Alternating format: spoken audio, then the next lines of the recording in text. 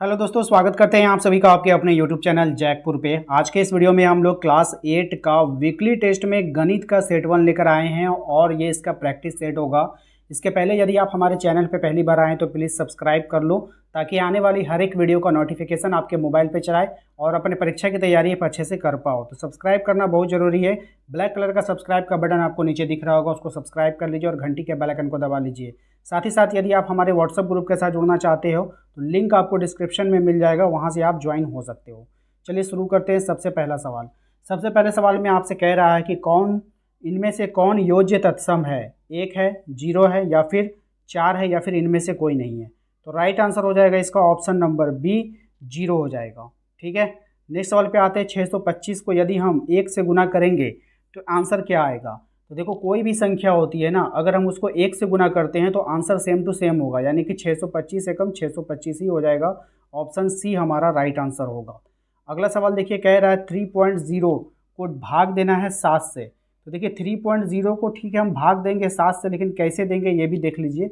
आपको 3 है, 3.0 का मतलब होता है 3 को 7 से भाग दे दो। ठीक है, बात समझ में आई।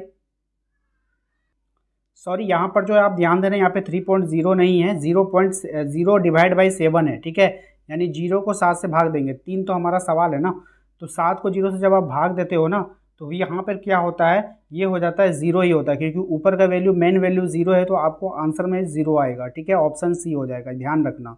उसके बाद अगर आपका 4 नंबर की बात करें तो 8 को भाग देना है किससे, जीरो से। अब 8 है, नीचे जीरो है। ठीक है, अब 8 है, नीचे जीरो है, तो ऐसे सवालों को हम लोग अपरिभाषित बोलते हैं। ठीक है, क्या बोलते हैं, अपरिभाषित बोलते हैं, अगर उसका हर जो है ज़ीरो हो जाए। ठीक है, अगर हम किसी भी संख्या को अगर जीरो से गुना करेंगे, कोई भी संख्या हो, कितना बड़ा ही संख्या क्यों ना हो, तो यहाँ पे 117 गुना जीरो अगर आपको कह रहा है, तो जीरो से कोई भी संख्या को गुना करोगे तो वो क्या हो जाएगा, जीरो हो जाएगा। ठीक है, पूर्ण संख्या एक का पूर्ववर्ती, देखिए पूर्ण संख्या बोला है, तो पूर्ण संख्या का मतलब होता है, देखिए पूर्ण संख्या का मतलब क्या होता है कि जीरो तो होगा ही होगा, और मतलब ये उसके बाद 1 2 3 इस तरह से होगा, यानी कि ऐसी संख्या का सीरीज में जिसमें जीरो शामिल कर लिया जाए तो वो पूर्ण संख्या हो जाता है।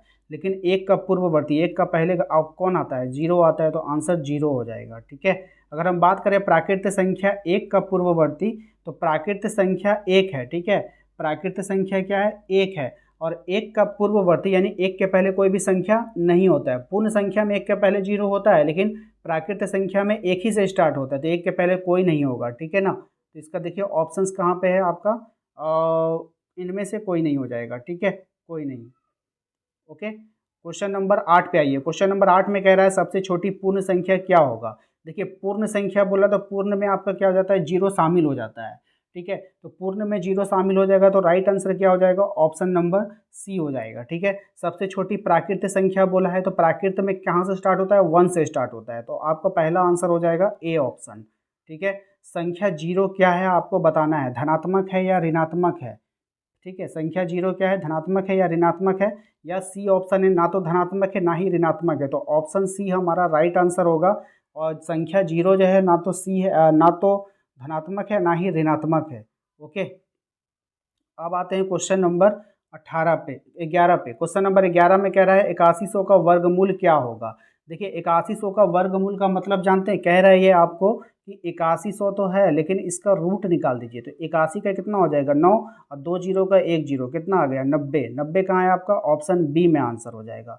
7744 क्या है आपका, 7744, इसका कह रहा है आपका वर्गमूल क्या होगा। ठीक है, तो 7744 का वर्गमूल आपको बताना है क्या होगा। तो राइट आंसर है इसका 88 है। जब आप 88 को 88 से गुना करोगे ना, तो आ जाएगा आपका 7744। ठीक है, 4900 का वर्गमूल क्या होगा। 49 का वर्गमूल का मतलब ऐसी संख्या जिसको उसी के साथ गुना करो कि 49 तो आ जाना चाहिए, तो ये हो जाएगा 70। 70 को 70 से गुना करो तो कितना आ जाएगा, 4900 आ जाएगा। ठीक है, अगला सवाल है हमारा 1764 का वर्गमूल क्या होगा। तो 1764 का वर्गमूल हो जाता है 42, यानी कि 42। जब आप 42 को 42 से गुना करोगे ना, तो कितना आ जाएगा, 1764 आ जाएगा। 900 का वर्गमूल क्या होगा, तो 900 का क्या हो जाएगा, 30 हो जाएगा। ठीक है, 3 9 का 3 और 2 जीरो का 1 जीरो, कितना, यानी कि 30 गुना 30 आप करोगे, तो 30 गुना 30 से क्या आ जाना चाहिए, 900 आ जाना चाहिए। ठीक है, 324 का वर्गमूल बताइए। तो 324 का जो वर्गमूल होता है वो क्या हो जाएगा, 18 हो जाएगा। जब आप 18 को 18 से गुना करोगे तो कितना आ जाएगा, 324 आ जाएगा। ठीक है। 196 का वर्गमूल क्या होगा, तो 196 का जो वर्गमूल होता है वो हो जाएगा 14। कितना हो जाएगा, 14। जब आप 14 को 14 से गुना करोगे ना तो कितना आ जाएगा, 196 आ जाएगा। अगर हम बात करें 121 की, तो 121 का जो वर्गमूल होगा वो हो जाएगा आपका 11। यानी जब आप 11 को 11 से गुना करोगे तो आपका कितना आ जाएगा, 121 आ जाएगा।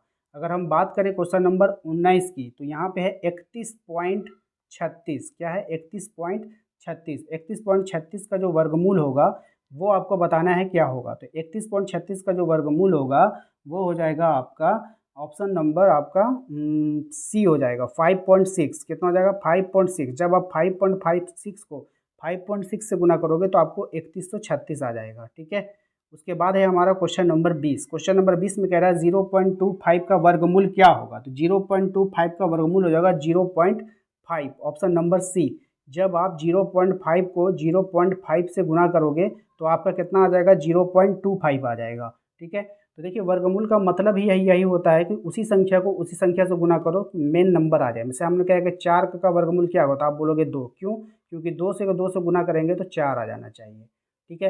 यानी ऐसा नंबर आपको ढूंढना पड़ता है जिसको उसी के साथ गुना करने पर आपका क्वेश्चन बन जाए। ठीक है ना। अब जैसे हमने कहा 16। ठीक है। 16 का वर्गमूल क्या होगा, ऑप्शन में आपका 4 है तो 4 होगा। क्यों, क्योंकि 4 इसलिए होगा क्योंकि अगर हम 4 को 4 से गुना करेंगे तो कितना आ जाना चाहिए, 16 आ जाना चाहिए। ठीक है। इसी प्रकार से हम लोग डायरेक्ट आंसर निकालना सीख लिए हैं। ठीक है।